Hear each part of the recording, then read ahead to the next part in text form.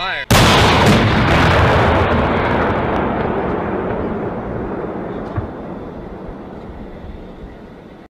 Bonjour tout le monde, on se retrouve aujourd'hui pour l'actualité blindée. Au programme, l'arsenal blindé belge en berne et les nouveaux bébés de l'armée de terre. Charles-Henri, générique, je vous prie.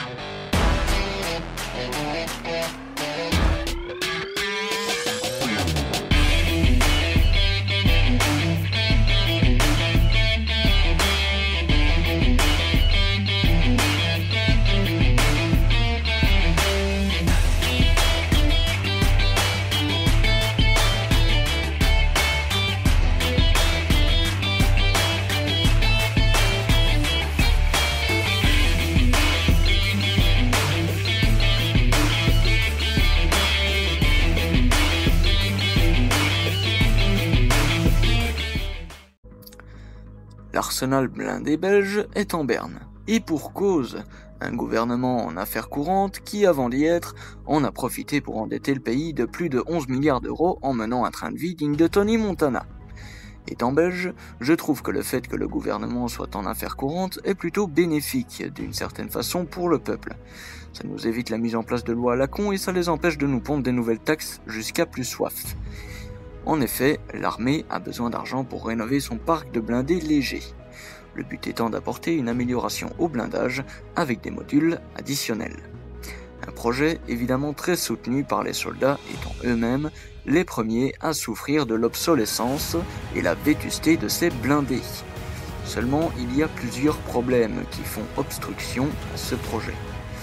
Déjà, sans le blindage additionnel qui augmenterait drastiquement le poids du blindé, la capacité du système de freinage est déjà insuffisante. Les freins ont tendance à surchauffer, voire dans certains cas carrément lâcher. Heureusement, le second cas est relativement isolé et ne s'est produit qu'une seule fois. Mais cette unique fois a tout de même conduit à un grave accident du blindé, devenu inarrêtable.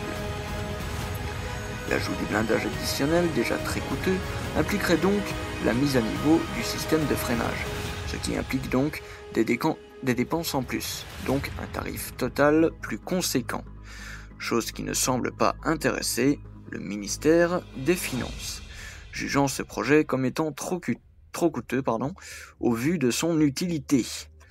Alors, quels seront leurs choix? Investiront-ils dans de nouveaux blindés? Ou est-ce qu'ils vont rafistoler leurs ancêtres? Eh bien, le choix a été de répondre à la demande de l'armée.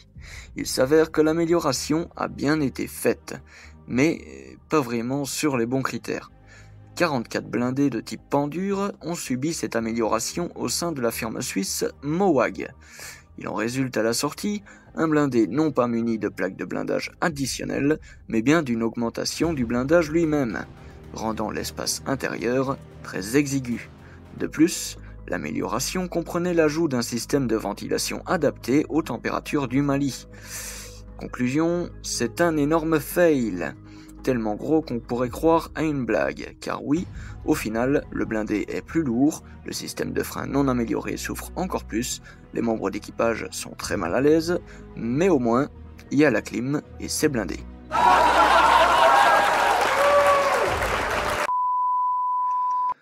Griffon, Jaguar ou encore Serval, si ces trois noms ne vous disent rien, il s'agit des trois nouveaux types de véhicules blindés mis en service dans l'armée de terre. À l'instar de l'armée belge, c'est grâce à un budget augmenté que l'armée de terre a pu s'offrir ces trois petits bijoux. Un design très propre, très moderne avec des capacités opérationnelles qui pour certains d'entre eux dépassent leur apparence. Le Griffon est un véhicule blindé multirôle, robuste, bien protégé et mobile. Il possède des protections contre des engins explosifs improvisés, comme des mines, des bombes artisanales et compagnie. Le blindage de nouvelle génération pourra même protéger les militaires de certaines radiations nucléaires et d'attaques chimiques. Le Griffon est un véhicule qui a pour mission de transporter et d'appuyer des troupes de soldats dans une zone de combat. Le groupe de combat embarqué comportera un pilote, un tireur et 9 combattants. Il sera aussi doté d'une autonomie de 800 km.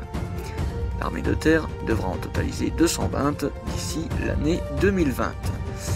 Le Jaguar, quant à lui, est un engin blindé spécialisé dans la reconnaissance et le combat. Il peut accueillir 3 membres d'équipage et s'intégrer dans des affrontements en zone urbaine ou en montagne. Très bien protégé, il possède un canon tirant des obus de 40 mm et des lanceurs de missiles à moyenne portée.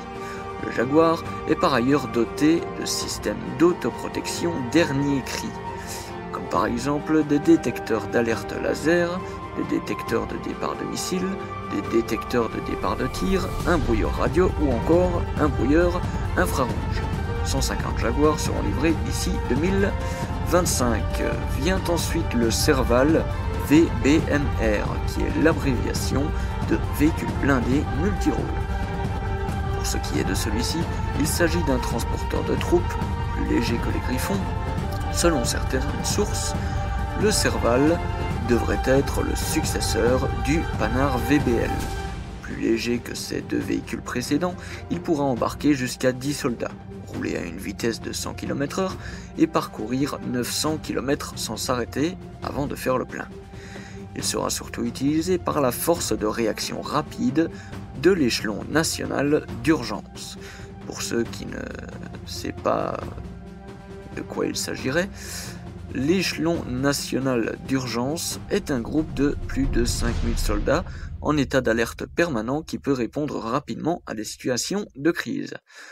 Le Serval ainsi que ses 2 autres compères font partie du programme Scorpion, qui vise à créer un système de combat tactique évolutif et flexible à même de remplir toutes les missions opérationnelles présentes et futures de l'armée de terre. Il comprend pour le moment 6 opérations dans lesquelles se trouvent actuellement nos 3 véhicules, Griffon, Jaguar et Serval, mais aussi un programme de rénovation du char Leclerc, le système d'information SICS et le système de préparation opérationnelle. Il est prévu une accélération de 50% du programme Scorpion. Ainsi, les nouveaux blindés médians seront livrés d'ici 2025. Voilà, c'est la fin de ce 2e épisode sur l'actualité des blindés.